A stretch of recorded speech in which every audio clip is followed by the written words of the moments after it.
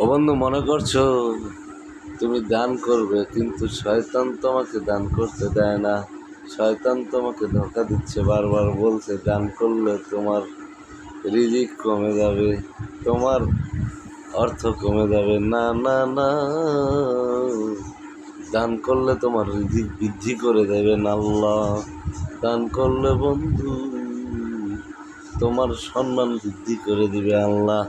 এই দানের উসিলায় তোমার আত্মীয় স্বজন প্রত্যেকে যারা কবরে আছে তারাও শান্তি পাবে, তাদের কবরের আযাব হয়তো বা আল্লাহ নাজাত করে দিবেন। দান করো বন্ধু, বেশি বেশি দান করো। এই রমজানে 1টি টাকা দান করলে 70 টাকার সমপরিমাণ সওয়াব আল্লাহ আমল নামা দেয়।